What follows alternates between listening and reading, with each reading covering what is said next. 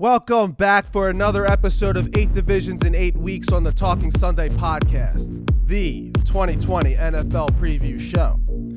We continue our way through the NFC West as we're heading all the way up the coast to the Emerald City. But first, don't forget to subscribe, like, and leave a comment below. You can also find me on Instagram, Twitter, and Facebook at the Talking Sunday handle. So brace yourselves as we head to one of the rowdiest places in the NFL. So let's get loud. Let's get loud. Turn the music up to hear that sound. As we join the 12th man. I'm fucking sweating. All right, let me just do one regular just in case.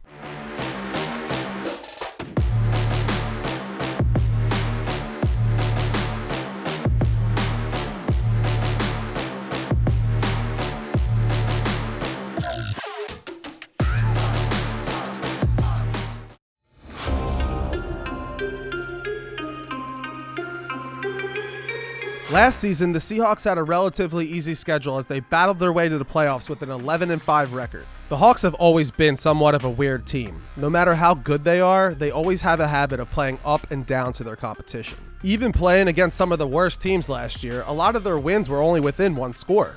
Russell Wilson was outstanding, throwing for 31 touchdowns to only 5 interceptions, and was in the MVP discussion for most of the season.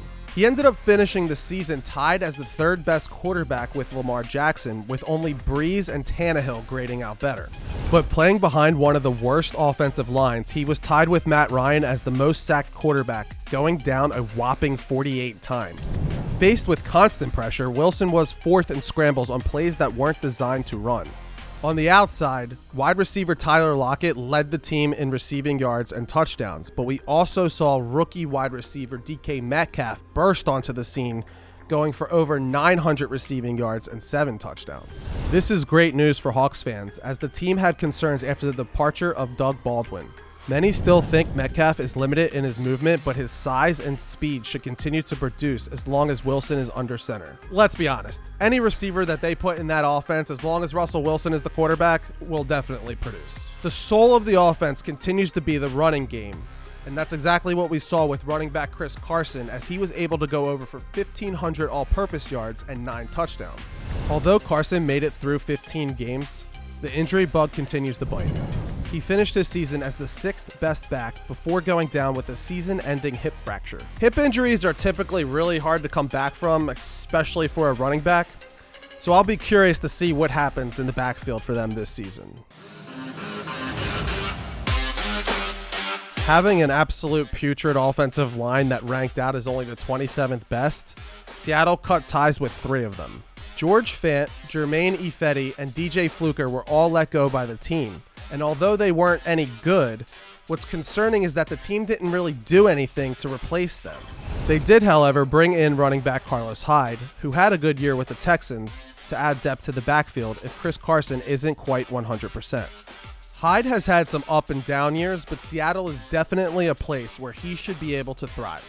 On the defensive side of the ball, the Hawks added Quinton Dunbar from Washington to help out that secondary that's been getting shredded. Dunbar had his best season as a pro last year, ranking out as the 2nd best corner. Only former Seahawks corner Richard Sherman ranked out higher. Dunbar should add an immediate boost with Shaquille Griffin on the other side, now entering his 4th season.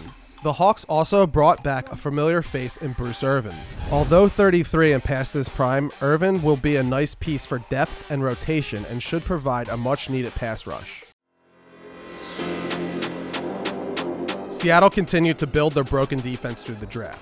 With Bobby Wagner and KJ Wright aging along the defensive front, the Seahawks selected linebacker Jordan Brooks out of Texas Tech with the 27th pick overall. Brooks ranked out as the 6th best linebacker in college football. He's said to be one of the most sound linebackers in the draft and plays a physical brand of football and is an incredibly sure tackler. Sounds right up Seattle's alley. With their 2nd pick, they selected edge rusher Darrell Taylor out of Tennessee. Taylor led the Vols defense with 8.5 sacks and should help inject some youth along the defensive line. Last, they selected guard Damian Lewis out of LSU. Anyone who was part of that LSU offense was just flying off the shelves like hotcakes.